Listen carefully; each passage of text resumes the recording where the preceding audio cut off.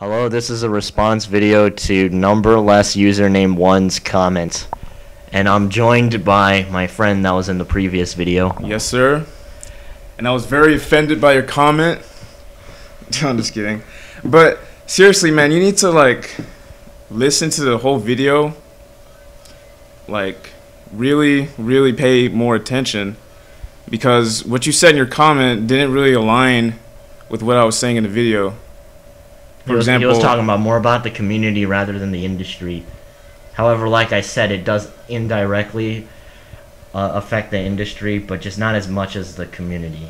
And I don't have anything against first-person shooters. I just want to get that out the way. There's nothing wrong with just playing those games. And I don't have anything against trolls, really. You're entitled to do whatever you want. Yeah, but sometimes trolls are really funny. Yeah, but you have to realize what's going on. If you're a troll, yeah, you're having fun. But what about the person you're trolling? They might be pissed off or something. And in the end, the game industry does lose money because they're not going to buy probably the next Call of Duty. Yeah, I'm pretty sure you've heard at least one friend say, "Oh, don't buy that game. The community is ass. There's too many people, blah, blah, blah, blah, blah." This happens a lot to the PC gaming community. They say, "Oh, don't buy a PC. Everyone on there is a fat nerd that doesn't do anything but wank to hentai or something." I don't know. So if they're making less money, they can't produce great games anymore. They have a lower budget. I mean, Call of Duty called this upon themselves, but it is a good example. The community is so bad. And a lot of people started to say, well, the community is just ass, I'm going to leave now.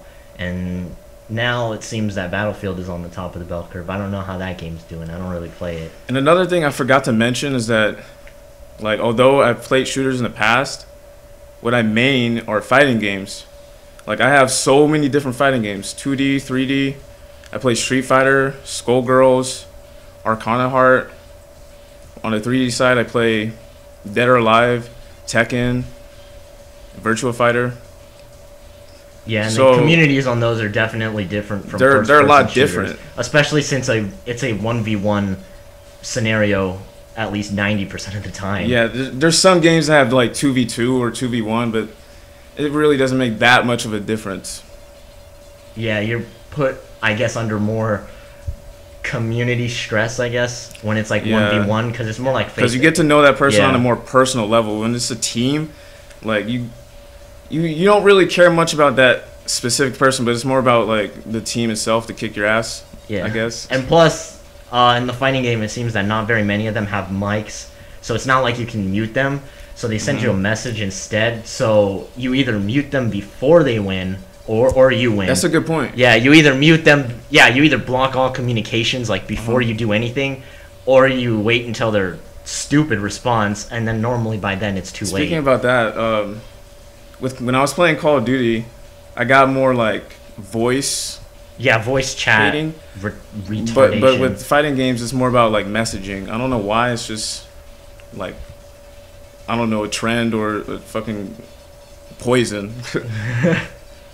Yeah, so definitely if you play FPS games, you're used to muting everyone, and you're not really used to message spam. Message spam is definitely more annoying, but sometimes because now you have to funny. Delete the message and shit like that.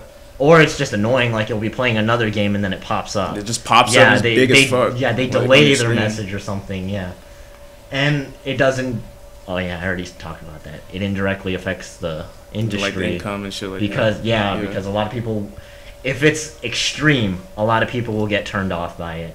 And the PC gaming community is a good example, even though I've never really had that problem before. I do have it now, though, because it is becoming much more popular. So yeah, don't take anything I said in that video as law. It was just me sharing my personal experience with games, pretty much.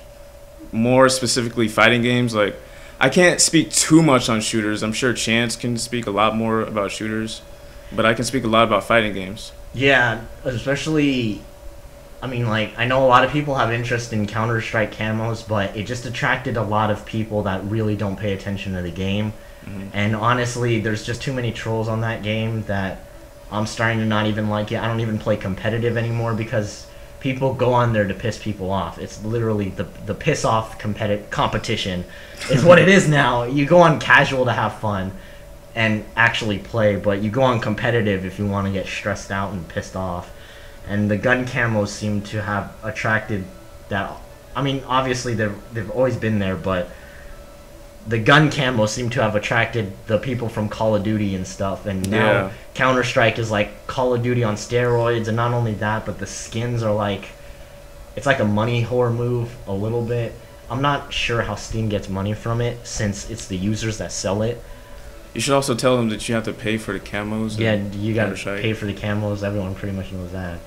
And I don't know. I think more people would be actually playing the game if there weren't camos. Yeah, I'd probably cut some people off of the community because there's no gun camos. I'll just go 360 no scope and fuck people in the asshole in Call of Duty.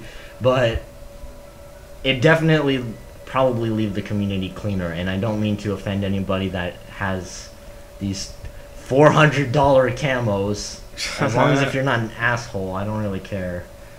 Yeah, I was just tired of all the spam and whatnot, and I just pretty much played like RPGs, and I've been having a lot of fun.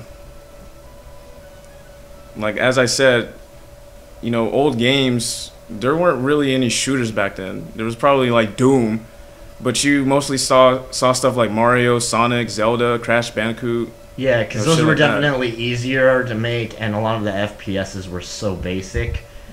Honestly, I think if Half-Life never... Well, obviously, if Half-Life never existed, Counter-Strike would have never existed.